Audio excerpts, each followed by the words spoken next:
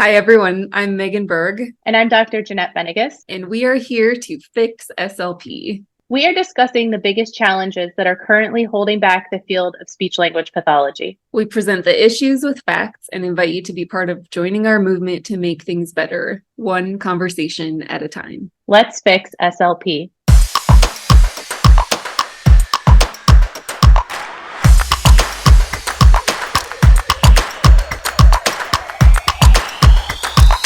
Welcome back, Fearless Fixers. Today we have a guest, but before we get to that, Megan and I have a couple things we want to start with. We're just going to jump in and read some 5-star reviews. We asked you guys to pod your recordings, to rate, review, subscribe, and oh my gosh, have you delivered? Now the challenge is going to be like, let's double these numbers because we just want to keep growing. But okay, the first one she's going to read. Fantastic. They're so good. So Megan, do you want to read us a couple of the reviews? Sure. This is from 123 Live 123, who says, "Thank you, Fix SLP, for taking on Big Daddy Asha." Which we just want to clarify, like, that is not this person calling, like, this person is not individually calling Asha Big Daddy Asha. That is a running joke. Yes. So if you're not sure about that running joke, I have no idea what episode we started lovingly referring to Asha as Big Daddy Asha. I assume it's like the first or second episode. So go binge. It's the holiday. Bake and listen to our voices. And yeah, I loved it. Yeah. Megan sent me a screenshot of that and I died. It was great. Thank you, 123 Live 123. Thank you. SLP2EA says, "I'm mind blown by the information you guys are sharing. The work you're doing is so important for the field of speech language pathology. Thank you for forging ahead through the naysayers who frankly either don't know what they don't know or stand to profit from the broken system." Yeah. And Rower Girl 302 says, "Jeanette and Megan take a no-nonsense approach to demystifying all things ASHA. Agree or disagree, but transparency is key. I have been practicing for 30 plus years and learned something new during every episode. Keep up the good work." So yeah, thank you to everyone for leaving written reviews. And if you have time, please give us that 5-star rating and leave a written review because that bumps us up so that we appear in front of more SLP eyeballs. I set these weird personal goals that mean absolutely nothing, and I often report in on them to Megan. But my goal is to get us as the first suggestion when someone types fix into the search bar on Apple Podcasts. I have no idea how that works. At first, I thought, well, maybe it's alphabetical, but no, we're the third suggestion, and the ones under us are not alphabetized. So we need to be the first suggestion. So let's make it happen. That's right. Let's make it happen. Okay. Do you want me to do this next one or do you want to? Sure, go for it. Okay. Our next little piece that we wanted to talk about was, I know people could be listening to this podcast at any given moment, not right now with the current happenings, but I'm going to talk in the right now. And if you're listening to this in a year, go back and look. But yesterday, Megan and I made a post about the ASHA membership options. And then people started to get confused. I myself, this is Jeanette talking, started to get confused. And this just speaks to the confusion that ASHA creates, right? Like sometimes we think that the confusion is there on purpose, so you can't make clear decisions. It continues the fear culture that we posted about recently. It all contributes to that. And so we made a second post to try to clarify. And as part of that process, we agreed we'd make that second post that I would post a reel to explain and that we would just mention it today. First of all, I have a full 6-minute reel on our Instagram and Facebook pages explaining it. And Megan was like, "Jeanette, no one's ever going to watch this." Oh my gosh. It's been 13 hours since I posted it and we had an entire night and it has like 3,000 views and people are like watching it and commenting on it. So thank you. I was wrong. It's a great video. I mean, you did a really good job of, you have visual aids. Listen, despite what some of my professor reviews say, I am a good educator, okay? Yeah, so you can go watch that. I'm not going to talk 6 minutes now. What I am going to just highlight is option number 4, which says it's on the resignation form. It's at the very bottom with 4 points that says you cannot supervise, you cannot clinically practice, you cannot have a student. It is very misleading, very confusing. But what that is speaking to is the membership without the CCC option. That is not open to me. It's not open to Megan. It is not open to a practicing clinician. And the best way I described this is if you think of ASHA as a club, as a membership club, they get to decide how their membership levels. And this membership level is for people who are not practicing clinicians or who have perhaps retired. They're no longer practicing, but they still want the benefits of the membership. So that's an $84 option. You cannot practice. You can't practice. And people have asked, well, what will they do? Well, it does also say that choosing that option or resigning does not exempt you from like ethics violations. So we don't know this. This is just an assumption, but I assume they'd like file an ethics violation and kick you out of the club. Who knows? But that is only for if you are choosing that option to be a member without the CCC. If you are a practicing clinician, you cannot choose that option. You can still practice without a CCC, just as a member or as a non-member of ASHA. Does that cover it all, Megan? It's so confusing. Yeah. And just like for the historical framework of this, I'm assuming that the reason they did this is because, again, it's all about control and trying to act like a regulatory body.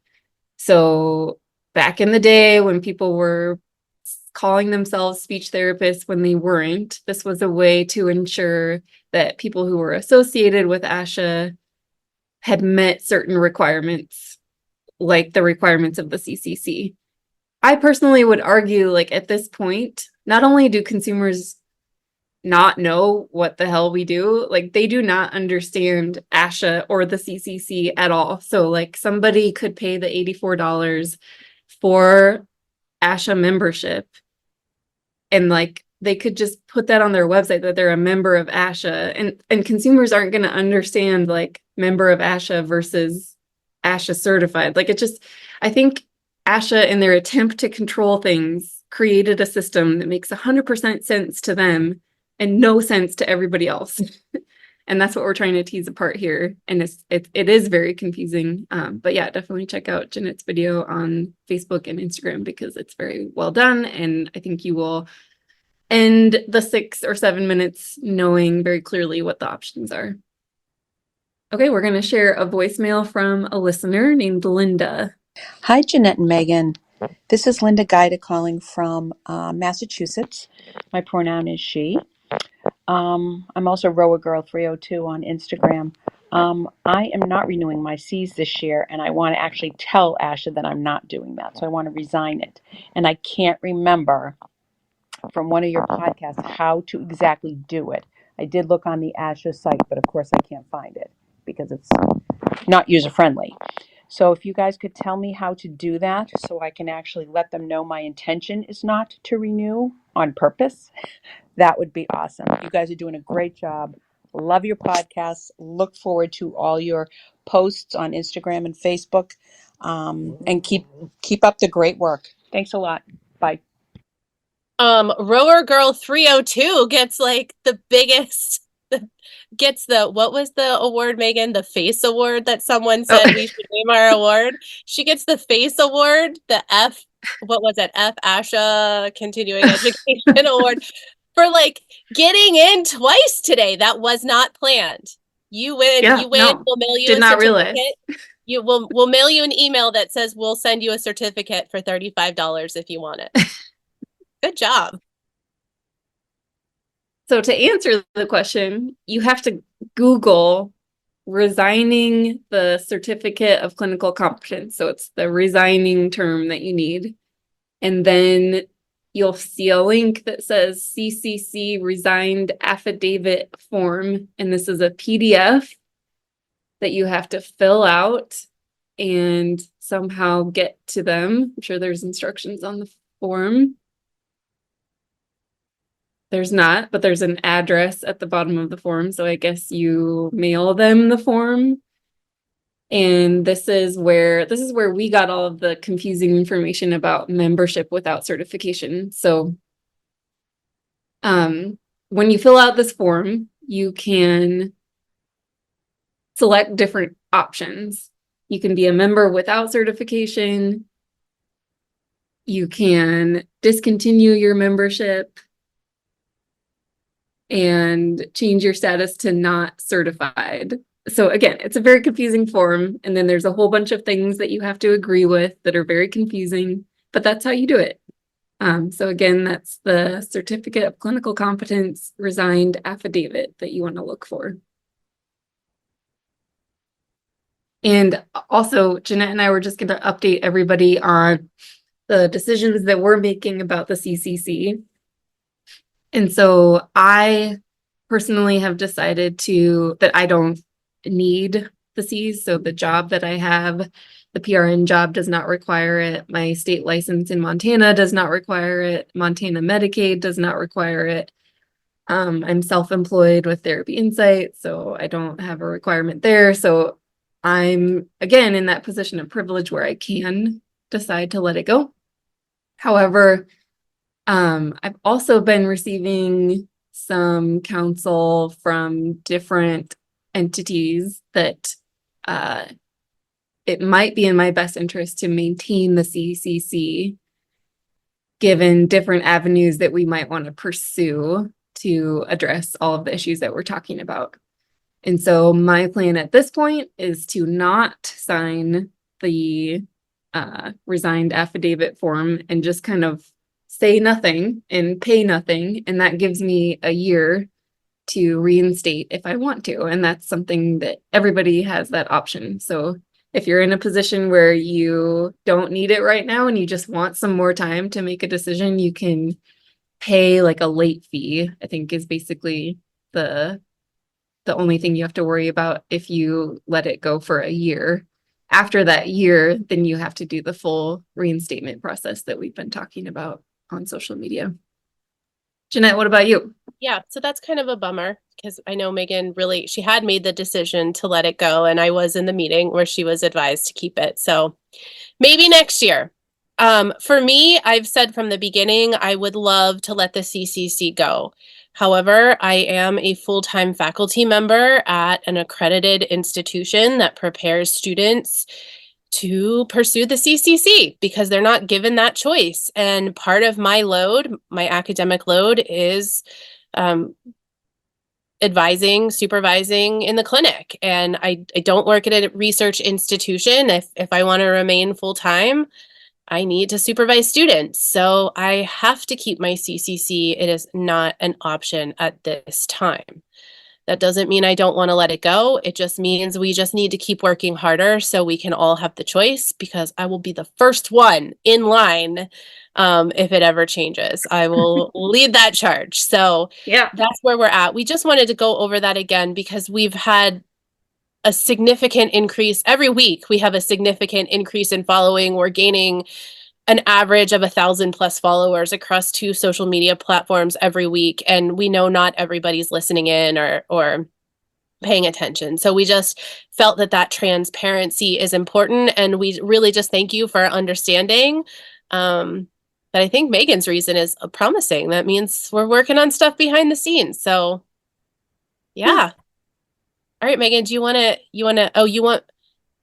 Yeah, I was just going to say, speaking of making this decision, we have someone with us that I would like to introduce. Her name is Mary Therese, and we've been talking basically through social media. This is the first time that the three of us have met, and we haven't really planned anything for this conversation. But I think that Mary Therese is going through a lot of the same thought process that all of you are probably going through. And so we're just going to talk through that today.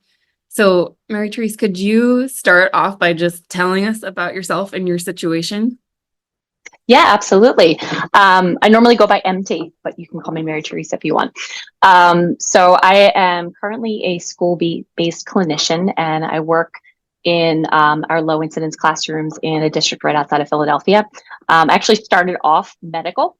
So when you guys talk about track, it's very interesting because I was full on, did all of my clinical practicum in medical placements. And then when I had a kid that also had medical needs, ended up switching over to the schools. So that's a tough conversation for me too, because I feel like there's, pros and cons for both. But in terms of certification, Pennsylvania does not require that you have your C's to bill Medicaid. You just need your license. I do have my teaching certification in Pennsylvania, which is all you really need to be a school-based SLP. So on that side, I do not need my C's. But on the other side is I am close to finishing my SLPD, my clinical doctorate. And that, I will say, the coursework that I did, especially about the science of teaching and learning and supervision, just like blew my mind, opened my eyes to how little evidence there is behind the CAA requirements and what we're actually doing in terms of supervision and mentorship and competency. And it really kind of planted that seed even before I was listening to you guys about like, well, do I really want to be a part of this anymore? But I do think I want to teach. As you guys have mentioned before, there are a ton of master's programs for speech pathology in the Philadelphia and in Pennsylvania in general, but particularly in the Philadelphia area.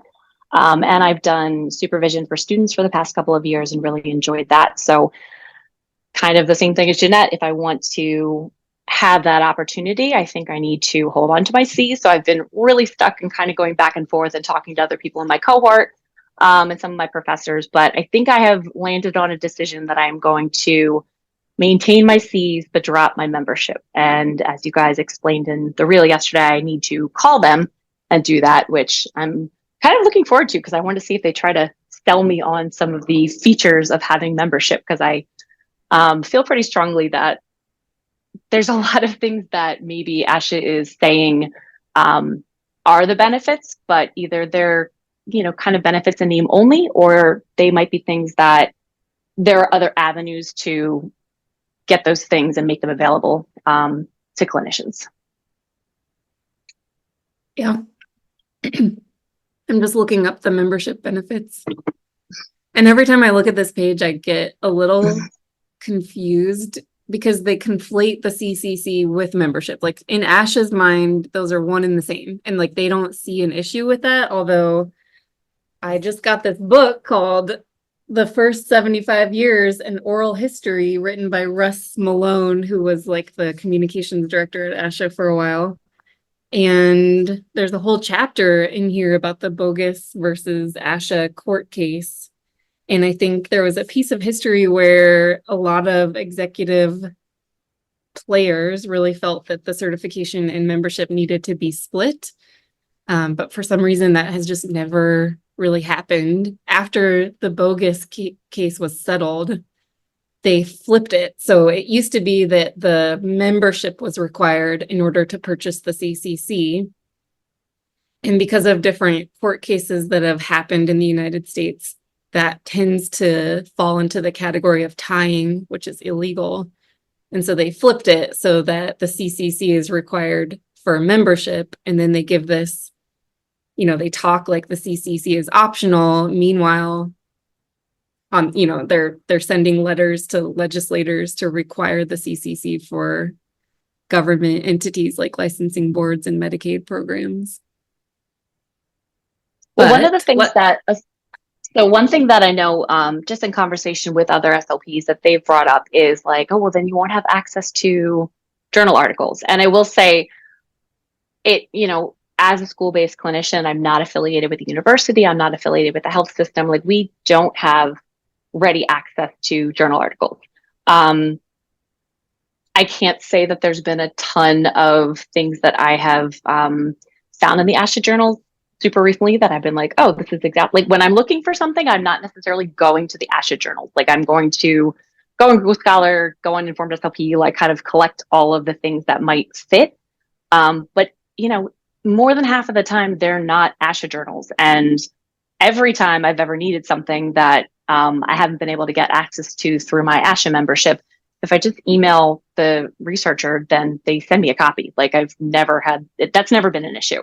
And I feel like that's something that's becoming more prominent in our field. Like I know through like the Informed SLP and CS Disseminate, like there are all these tutorials about like if you need stuff so that you can do evidence-based practice, like here's how you get that information. And dozens of times I've emailed people to get access to a journal article, and I've never had somebody say no. So I don't think that that's necessarily the benefit that they say it is. And then advocacy is the other one. And there are times I'm active in my state association, and I know that there have been times that like we've had specific issues with insurance companies and like Medicaid and stuff where ASHA has come, not with me, but like with our board, and like gone and like sat there and advocated to legislators with them. But the vast majority of the things that we're doing and the progress that we're seeing is coming from the state level. Like that's not something where ASHA is like swooping in and quote unquote fixing stuff for us. So I don't really see that as a benefit either. And with all the money they have, I'd love to know what's actually happening. So, I mean, I feel like it's frustrating, but any money that I can keep and then maybe put towards professional development for myself or whatever, like I'll take that $29 and do something good with it. Mm-hmm. I might And even it's the precedent of the point of the thing, you know?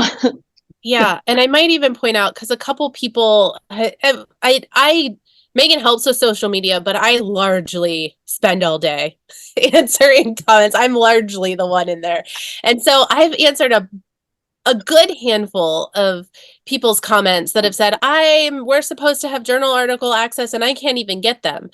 So there's also like this other layer that is more infuriating, that sometimes you do just need to relog in and then you have your access.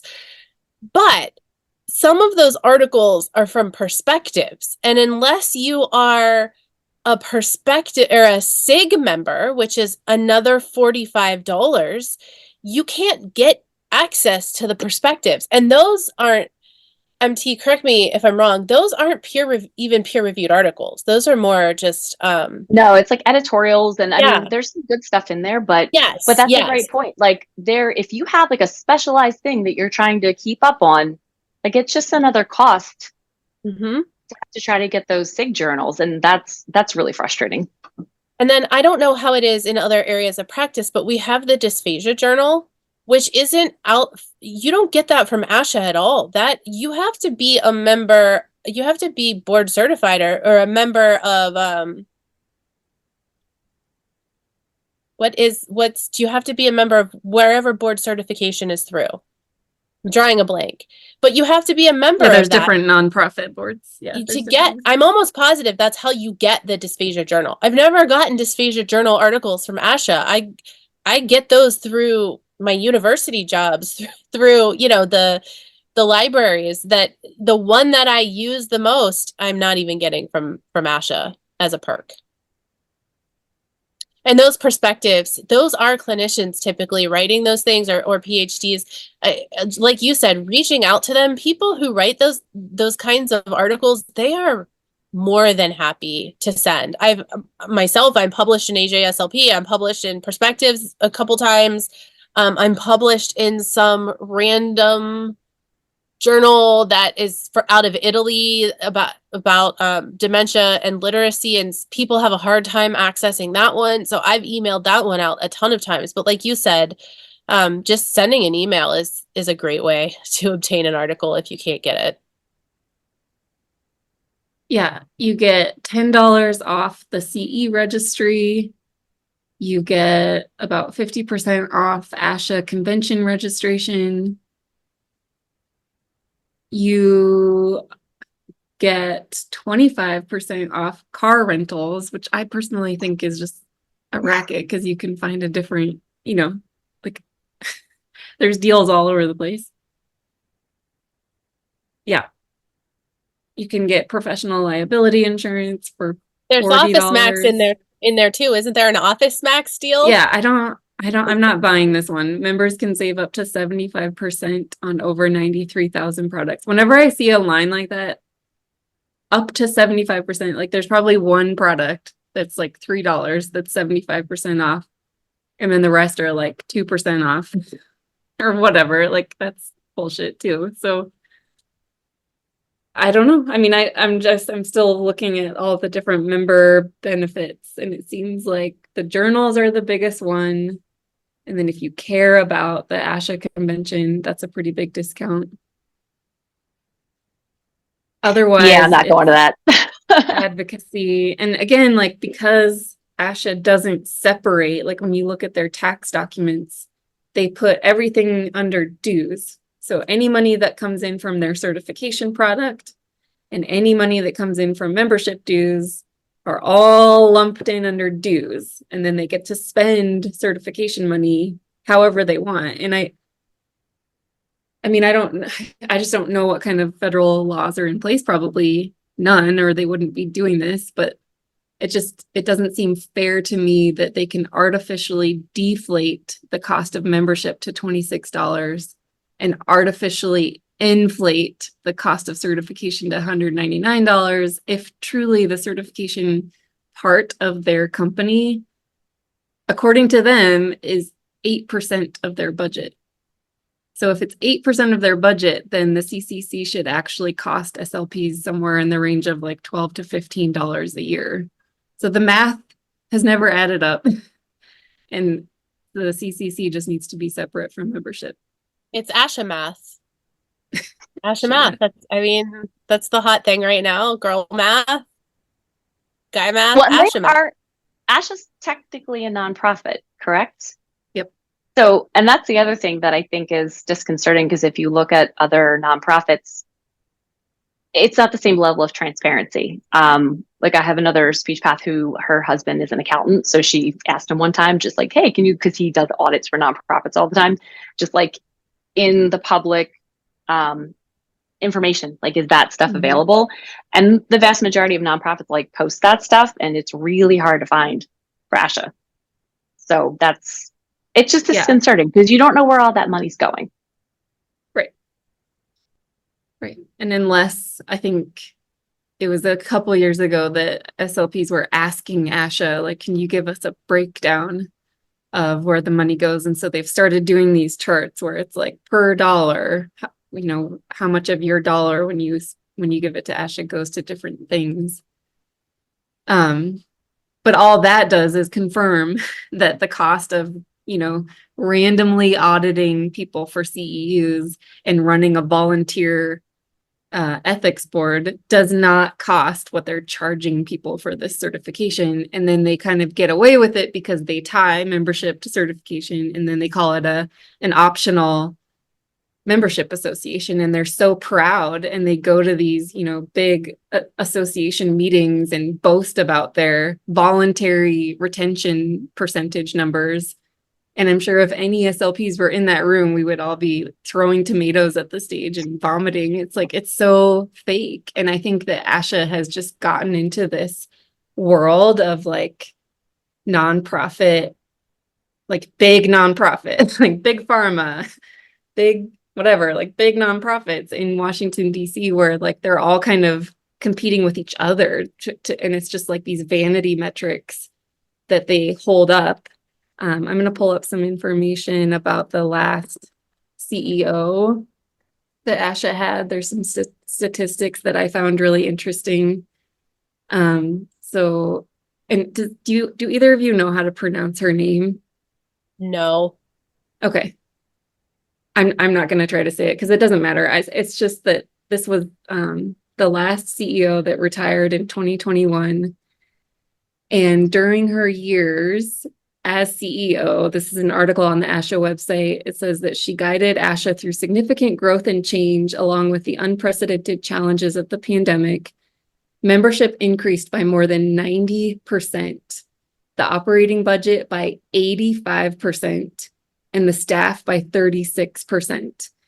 And to me, like when I read this article and I see ASHA celebrating those numbers, all they're doing is celebrating how big they're getting, and they get to compare themselves to other nonprofit organizations in DC, and they have zero accountability to members of their association. And here the members are screaming at them that they want more accountability, they want more transparency, they want more true advocacy. And the message over and over and over from ASHA is, we're optional.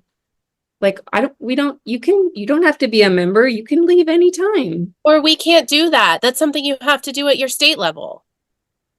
Yeah. And that's the cost is also challenging, for grad school is really expensive. And I think that for newer clinicians, we need their voices and we need their new ideas, and we need people to be able to join these state associations. But if you're coming out of grad school with all these student loans and you feel like you have to pay your ASHA dues, I didn't join PISHA for a long time because it just wasn't, I didn't see as much benefit, because especially when I was a newer clinician, I very much thought Big Daddy ASHA was like the be all end all, and like thought that like I would send emails or like, call the member center or whatever and ask questions, and never really got any responses, and didn't really understand that they're so limited in their ability to do anything in our individual workplaces or even in like our systems. And any sort of policy making has to come from the state level. But first of all, I don't think a ton of people know that, and they just get really, really bad at ASHA because they're not doing anything. And then it's also, if they do understand that, the cost is keeping people from joining, it's keeping people from maybe joining their state association, it's keeping them from spending money on like high quality CEUs. Like we don't even get a whole lot of that stuff as part of our membership. And it's not improving our field at all, which is really, I think that's what I would like to actually, like I want to be part of ASHA, but at this point, so many of the students that I work with, from grad schools, they're coming out and they don't feel like they're prepared. Well, that's like, they don't have that many jobs. That's one of their jobs, is make sure that people are able to do what they're supposed to be doing. And advocating for us, when you look at some of the things you guys have posted about like how they're spending this advocacy money, it's just to make things more challenging to break away from them. Yeah, and I want to circle back, Megan, to what you said about the CEO. Do we know when she started? What was her first Yeah, she year? was there for 17 years. And Okay, she that's retired. enough. Yeah. Okay. So also she did not create a national recession. So she was the CEO in, I think I talked about this on the last podcast, 2007, 2008, when the housing market crashed and people were really, really struggling. I'm just going to put this out there. I bought a condo in Columbus, Ohio in 2008 for $46,000. My mortgage was like $310. Okay, you cannot do that now.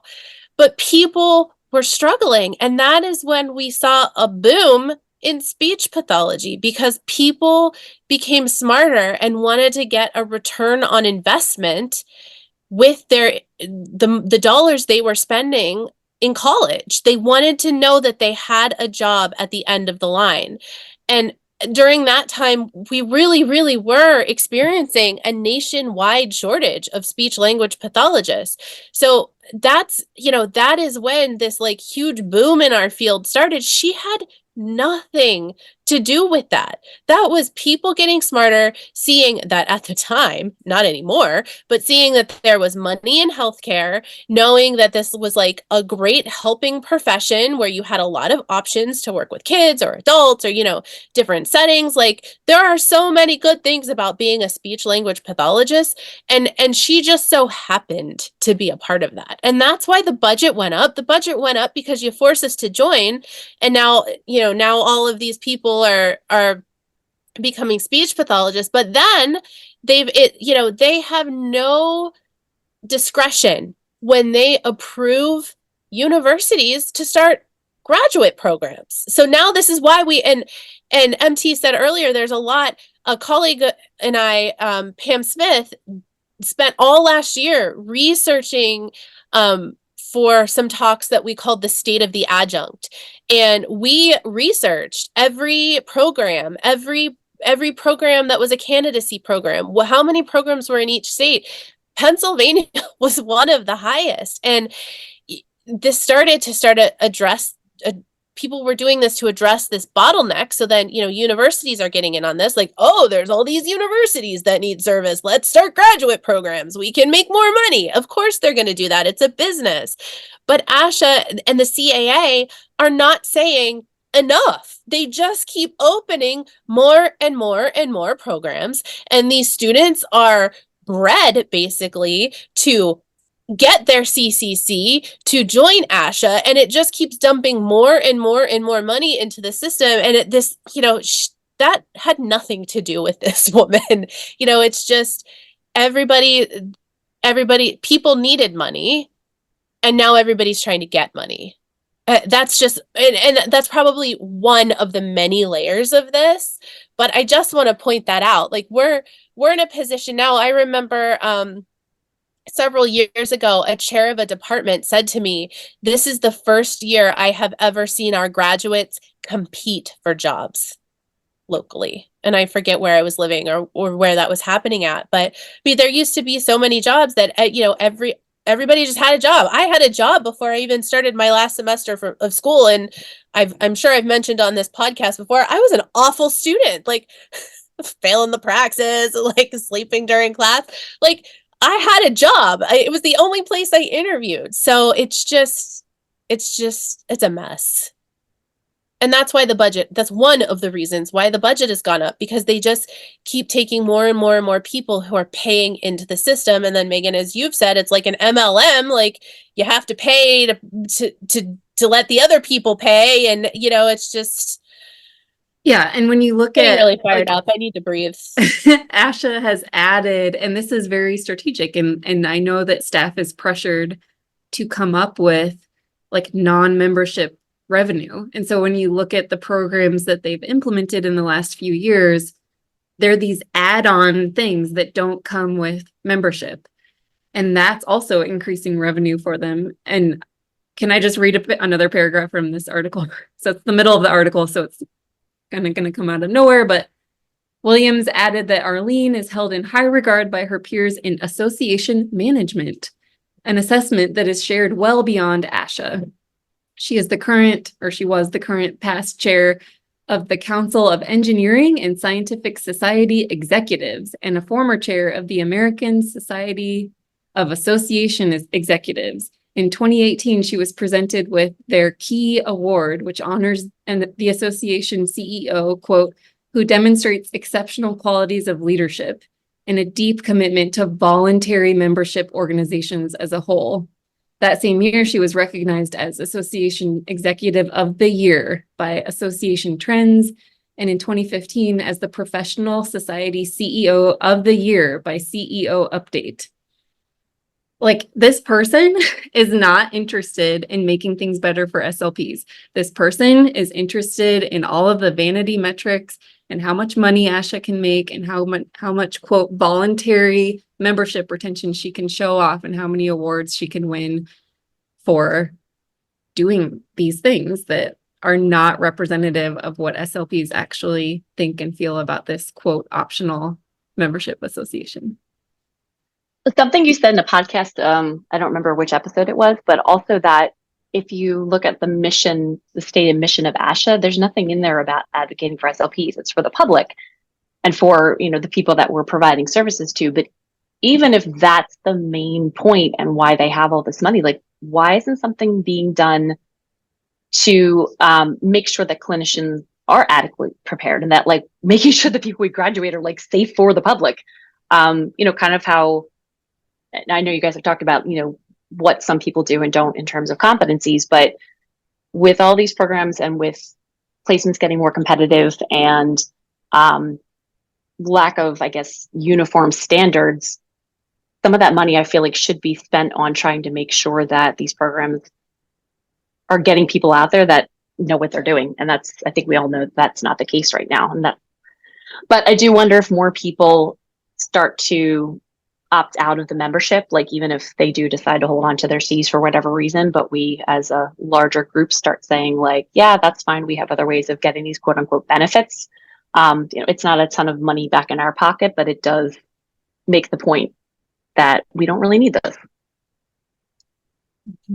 I was so excited because I just live in this little small town, Ohio, where I don't know a lot of other people who do the kinds of things that I do. There aren't, when I lived in Philadelphia with a ton of universities, it was very diverse and lots of different people and people who had PhDs and couples who had different last names, right? Like all those things.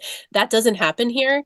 And so my very first friend, or not friend, but an early friend that I made, what is a former professor from Pitt.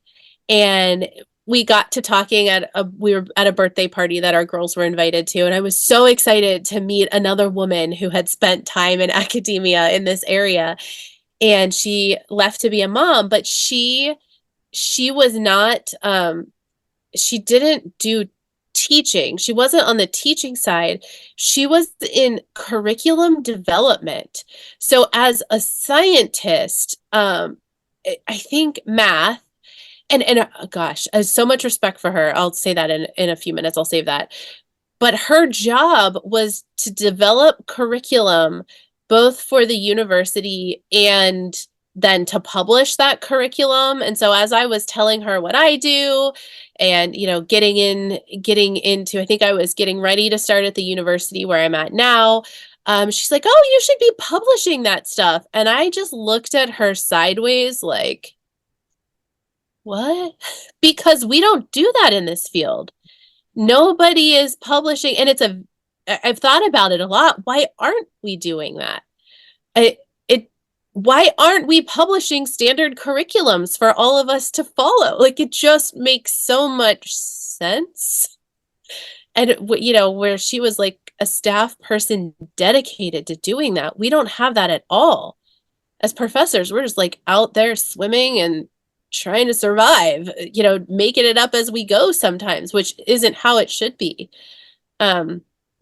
It doesn't, but I totally respect her too, because, and I've done this, if I leave the field for a couple years, I can instantly get a job as a professor.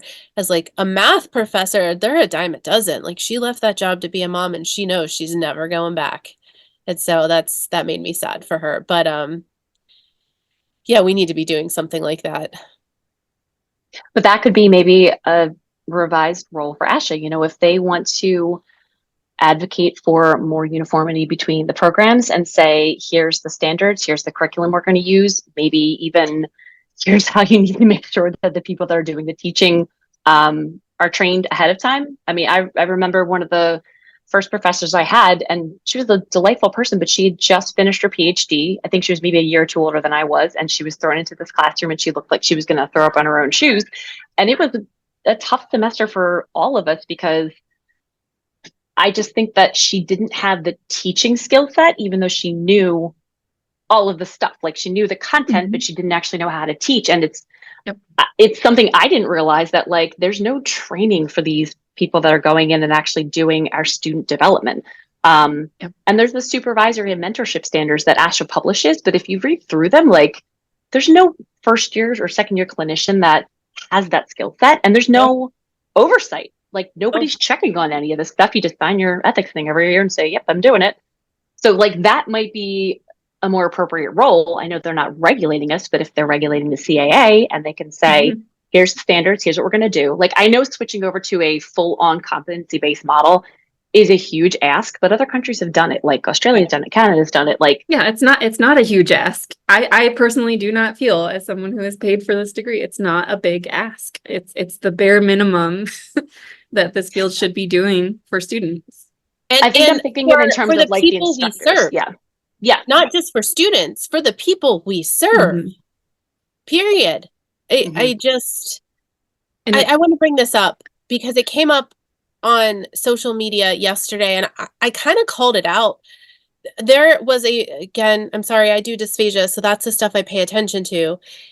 There is a very good article that came out, and I'm sorry whoever I'm missing, but it was like Bice, Ward, and I think a couple other people on the role of instrumentals and how many people are being overdiagnosed with dysphagia. It's a staggering number. And so I posted it in a Facebook group and said, if you're treating dysphagia, like, this is a must read. And somebody underneath it said, I already don't have enough hours. I have to work as a director of rehab and just get my couple hours of treatment, even to just get a full-time job. And it's when people start screaming union and all of these things that they start pulling these articles out from nowhere, and now I'm not going to have a job. And I was like, excuse me, you are teetering very close to saying, and truly I felt like this is what this person was saying. I don't care about what the patient needs. I don't care about what the patient's problem is. All I care about is that I need a job. And so I'm going to treat incompetently and blindly so I can fill my caseload to an 8-hour day and go home Yep. and get my paycheck. Like, that's what that person said. And it's because of these competency issues that people were agreeing with this person.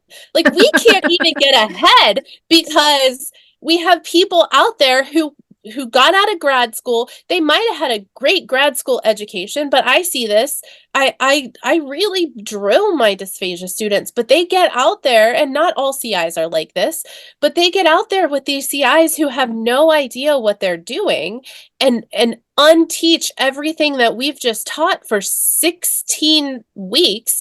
And so the student unlearns there, and then they go to their first job where they're working with someone who hasn't kept up, and they unlearn some more, and they forget what they learned a year ago, and they just like add to this incompetency that is just so rampant that, yeah, then we have this person who would rather just not know what's wrong with the patient so they can get a paycheck. And I said, if you had cancer or didn't have cancer, you wouldn't want your oncologist giving you chemo so he could, fill his workday. If that happened, that doctor would lose his license. I mean, we should be held to that Yep. same standard. If we are Yep. giving treatment to a patient who doesn't need it, and we've gone about it in an incompetent manner without all of the information, we should lose our license for that. I mean, period. Yep. I was like, did I actually just read this? Like, this article is written and published by But that's very smart people. This was a very smart article, and like, oh, the comments underneath, I was just like, I can't. But I that have- mindset is everywhere. That's I know. everywhere. Like you can meet any SLP in any town who's building up their hours just to fill the Oh, right. day. But but I think the baseline of this is what we're saying is that because there's no competency, because there's no standard, because we don't know what we're teaching. I've struggled with the same thing. We had someone, hi, if you're listening, a student that I had, I assume she was an undergrad, the very first year I taught neuro in Western PA. She's like, I think you were my professor. And I remember my grad students, and I didn't recognize her name. So I'm almost positive I had her for neuro because I taught 3 sections.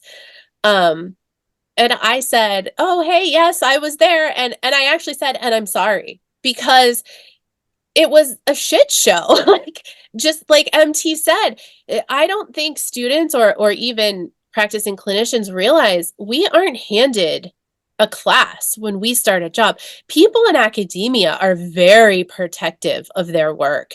They're not handing you fully established classes. When you walk into a classroom for the first time, you are building that class week by week. And if you're delivering a good PowerPoint, you are spending hours on a 3-hour lecture, hours and hours and days and days and days. And when this is someone's first job and they're thrown into a 3 or 4 load, which means they're teaching 3 or 4 different classes, the development that it takes is insane. I remember sometimes I was up at 4 a.m. to work on my lectures, just so I could have decent lectures that first and second year of teaching. It is brutal, and we are in no way being compensated to be putting in that kind of work. But there's nothing out there. You can't just go buy a course. You can't just like call it. No one's giving you stuff unless you have really, really, really good relationships with mentors who, and even then, sometimes they're not willing to hand you everything. It's rough. It's rough. Yeah. Yeah. And oh, go ahead, MT. No, it's also making me think about the people that are, and I don't want to further exacerbate like the whole like research practice gap thing, but I think there are so many professors, and I had some professors that were, scientists, PhDs, they weren't practicing clinically, but if they're taking that information and they have to check all these boxes of like, these are the things they should be learning in this class, even if they weren't handed them or handed that, the coursework, but they know what they're supposed to be teaching. There's a lot of grad students that like they can memorize something, they can spit it back. It doesn't mean at all that they're actually going to know how to apply that information. And if the professor may not actually know how to apply that information because they're not practicing, like it's not creating clinicians, it's creating like parrots that can just say things back. And Yeah. there's so many pieces missing in our graduate school education that like, I know in grad school when I was there, it was so competitive. Like it was, everyone was like very protective of their own stuff. There was no collaboration. It was just like, you know, get the best grade possible so you can get the best placement possible. And like, I get the sense that not a ton has changed in the past 15 years. But then the minute you're a practicing clinician, you're all of a sudden supposed to like have all these skills where you're like super collaborative and you can do interprofessional practice and you should be able to like give and receive feedback. None of that's happening in the vast majority of grad school programs because you're just like stuffing your brain with all this information and then being sent off to like go do something with it. Yeah. And just to keep on this track with a little different shift is like, if we look at the CAA, because this is where it gets like, where should these standards be housed and how should they be distributed? And I think it should be, I mean, the most logical answer at this point, and I don't know if this is the only way, but it should be the CAA. And the thing I don't understand about the CAA is like, it's all run on volunteers. And then they do this practice analysis that creates the standards for the curriculum and the praxis and the CCC. And like people volunteer their time to complete that survey. And then they turn around and charge $44 for it or whatever. Like the CAA, how it operates and how it runs doesn't make a whole lot of sense to me. And I think that audiologists have felt the same way.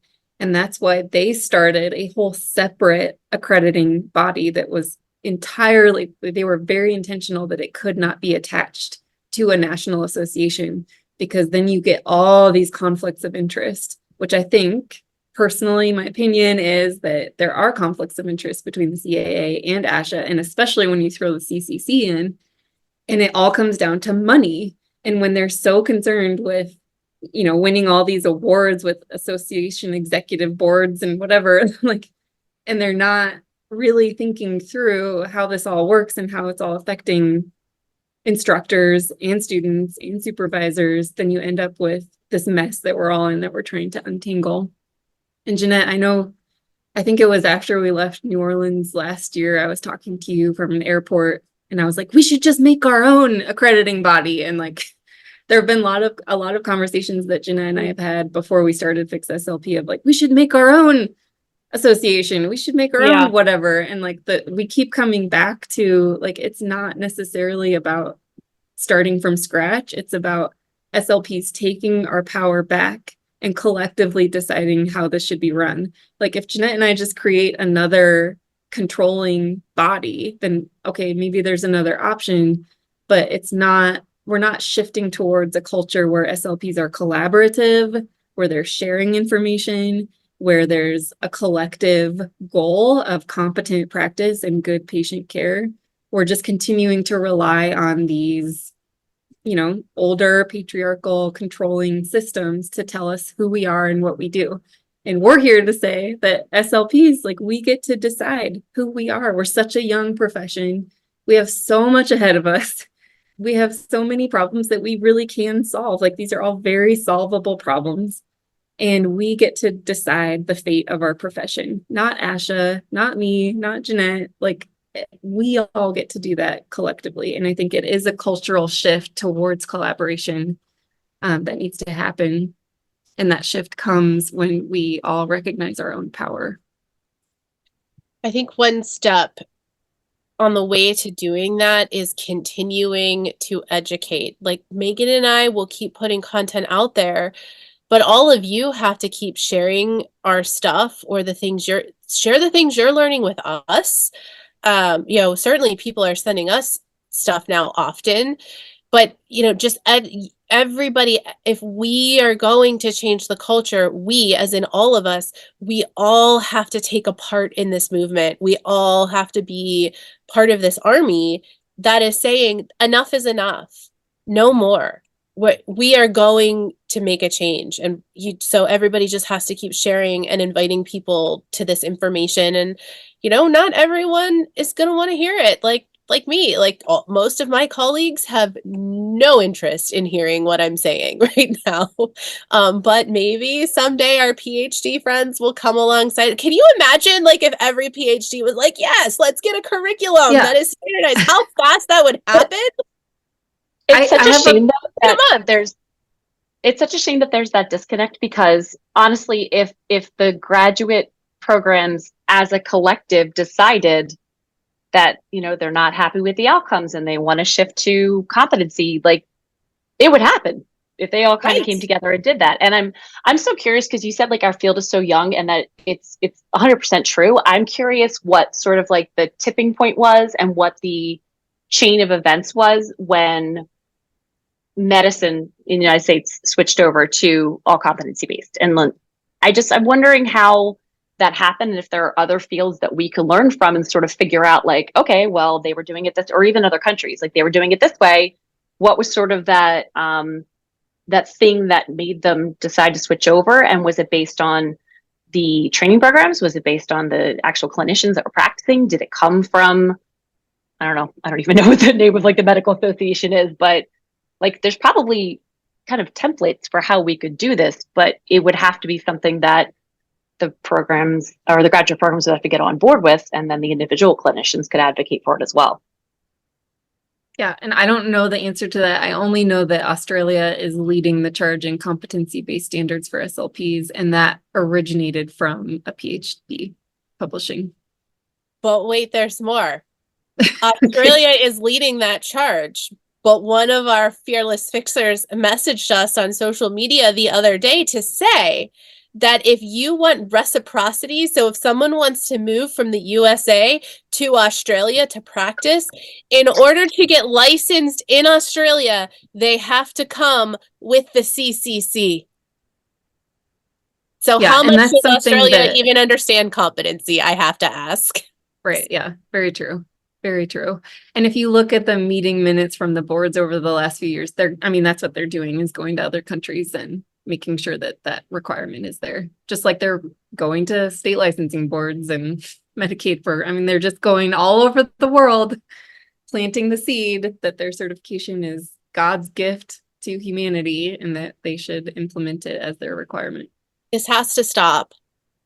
I wasn't angry before we started. Listen, the last 2 days I've messaged Megan, let's record today. I'm feeling really spicy. Today I woke up tired AF because I've been sick for over a week now. And Megan I messaged Megan. I was like, I fed my kids breakfast at 11 a.m. Okay. I was dragging this morning, but man, now I'm so angry. I know we're running out of time, but I have a question for both of you that I would just love to hear you riff on a little bit if we have time. Do you have time, MT? Yeah, it's good.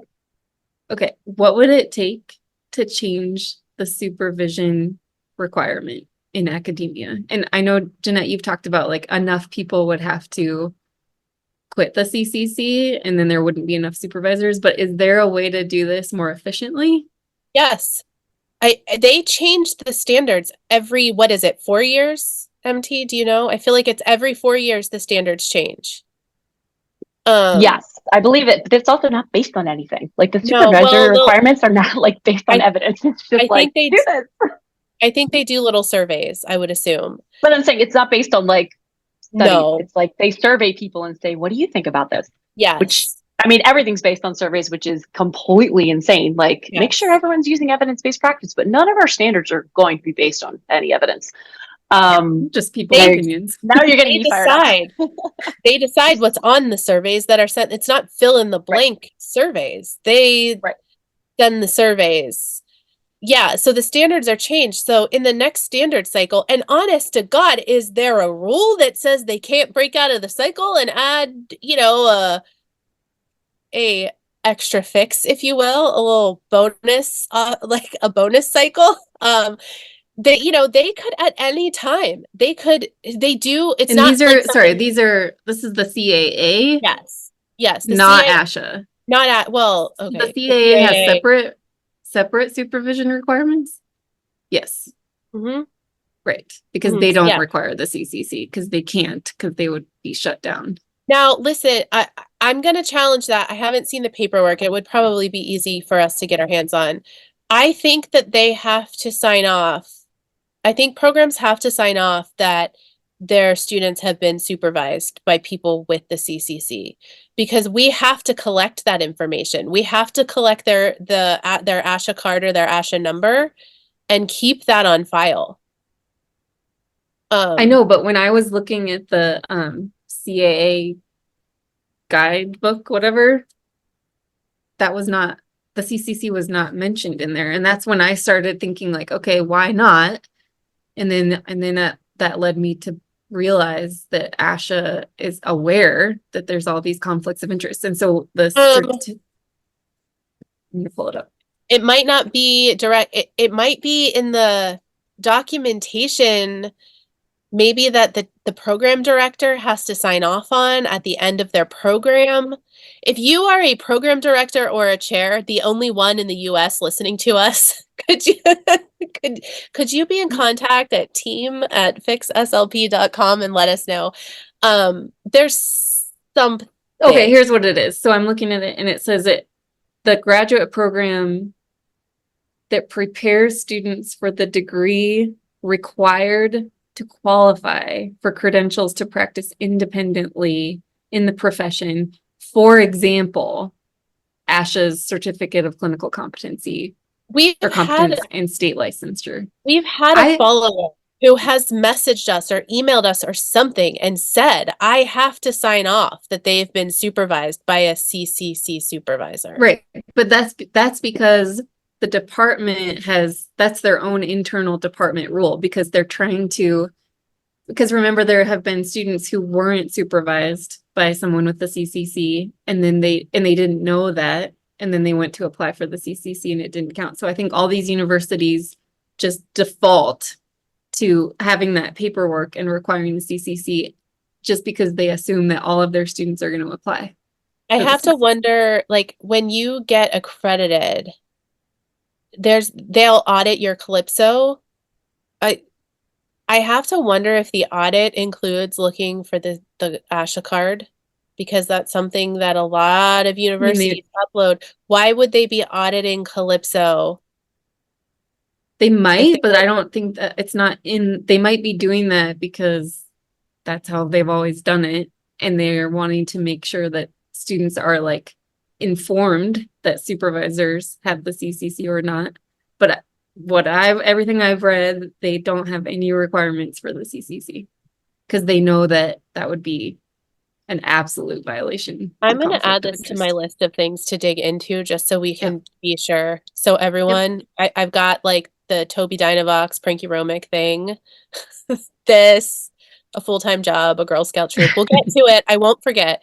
But what it would take is changing the standard to say, I think very specifically, just that in order to apply for the CCC, so this would be ASHA saying it, to apply for the CCC, you can be supervised by a licensed speech pathologist, licensed by any of the 50 states, Washington, D.C., in the USA.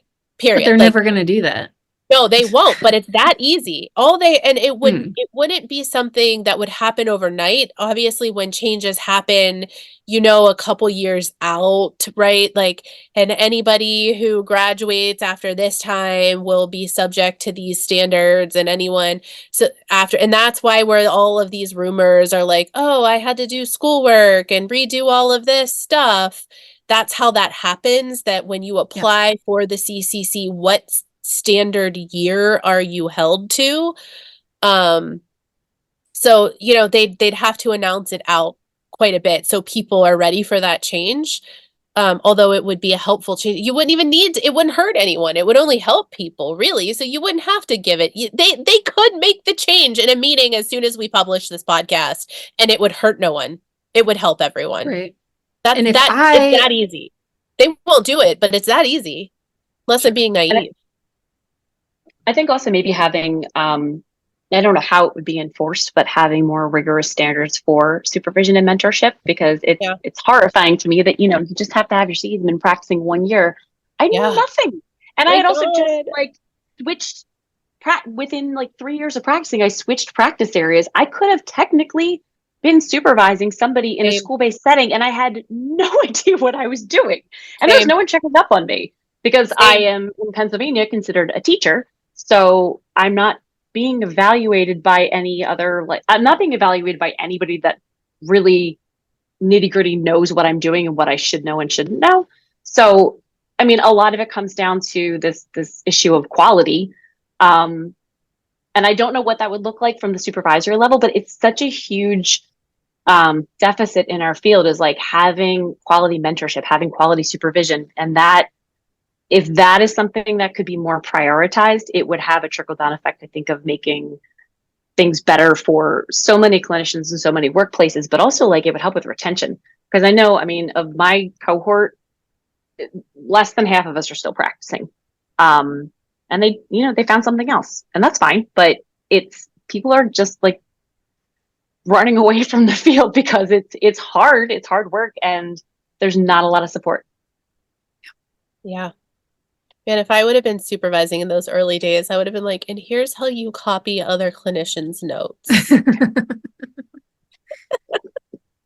And again, okay, so this is all making me think that we, like, Jeanette, I was thinking of your conversation with the Hawaii State Association from the last episode and how they are wanting to increase the quality of patient care that's provided. Any state can enact legislation that more clearly defines a provisional license and the supervision requirements for that. So any of us can go to our state licensing boards and start shaping these changes. And I think one thing that maybe could come from Fix SLP is this national conversation of what does it take to be an SLP, and what do we recommend for state licensing boards to consider. And it's really a grassroots effort of all of us really thinking critically about what we needed and what we would like the future generations to have, and then enacting that legislation and not waiting for a body like ASHA to dictate it, because they've demonstrated that they don't have the capacity to do that without huge financial conflicts of interest. Well, I think also understanding like how to and to not get things done. Like if more SLPs really understood that, I think, what was the one episode you had was like, ASHA's not coming to save us. Like it's not happening. And it's not even that they're not, like, that they don't want to, it's that they can't. So if more people understand where to put their advocacy efforts and advocacy money and time, you know, take all the time and energy you're spending, not you guys personally, but SLPs in general, take all that time and energy you're spending being pissed off at ASHA, and realize like you could take that same money and join your state association and be more involved with that, or like get in touch with legislators in your area and make sure they actually know who we are and what we're doing. Or if you're in a school, you know, joining your association or union and making sure that they're aware of what we're doing and what the value is, and that they're advocating for issues of caseload or workload or whatever. I think that is so valuable, and something that so few people really understand, that we do have a voice, but you have to know where to use it for it to be effective. And it's not ASHA.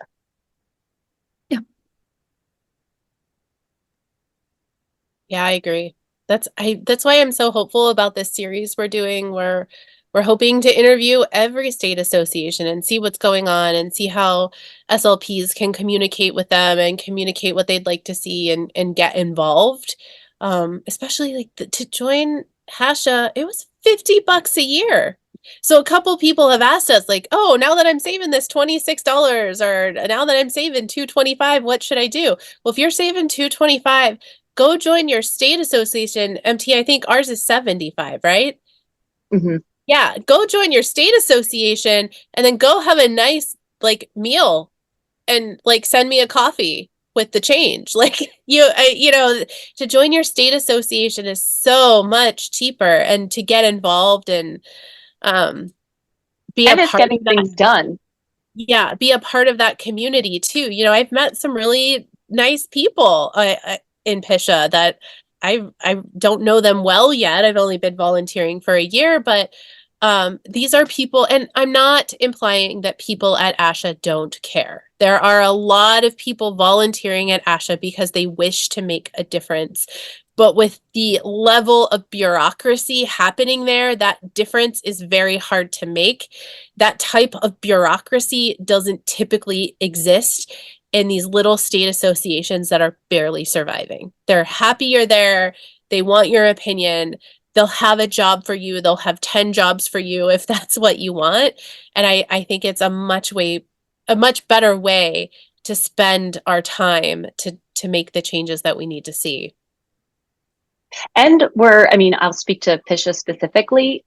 We're, as like either committee heads or as people on the board, we're reviewing legislation at every single meeting. Like anything that even comes in contact with the world of SLP, we're reviewing that, and then we're writing letters, or we're like actually going to the meetings and like advocating for things. Like there's real everyday progress happening at that state level that, the cool part about being involved in it is you can see it, and then you can see like, oh my gosh, this passed. This is going to make my life better in this way.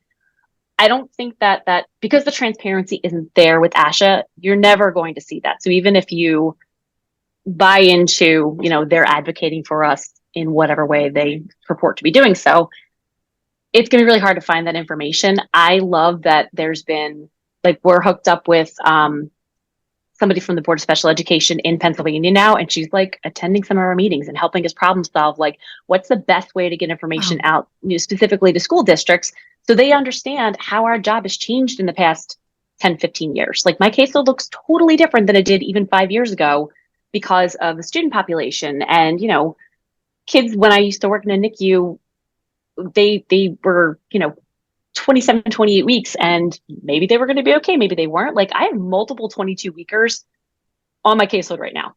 They're in kindergarten. And like we, as a collective of school speech pathologists, are not necessarily trained for that population. And people at the government level have, first of all, they have no idea what we do for the most part, but they have no idea why a caseload cap of 65 is wildly inappropriate right now. And that's not, it's like more of like a suggestion. Like you don't necessarily have to only have 65. You can case manage 65. I know I'm getting very Pennsylvania heavy right now, but I'm just saying, like, having been involved in this process, I'm getting to see what changes are actually possible, and that it's, if you have enough people really trying to move in the same direction and have the same values and have the same goals, like things do happen. And I don't know how that would even be possible with a larger organization. So I'm obviously super passionate about people joining their state organizations. And if you live in Pennsylvania, please email me. Yeah, come join us, please. And this is I don't have like deep-seated patriotism, but the United States is a really unique country in that we have all these different states, and we have so much grassroots energy that we can plug into. And that's just not the case everywhere in the world. So I think, especially in the United States, if you're an SLP in this country, just realize like our government system is set up for you to have a voice. And so even though it doesn't feel like we've had a voice as SLPs, it is there, and we just have to find it and use it.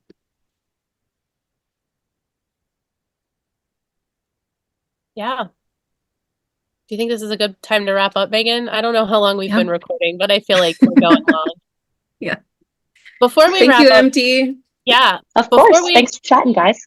Before we wrap up, I do want to highlight one more thing that I think got posted. Oh, it got posted today onto our social media. We have a slide deck that shows what progress looks like. So early on, as we were looking at regulations for states, we, and by we, I mean Megan, found a discrepancy in what was required to practice in New Jersey.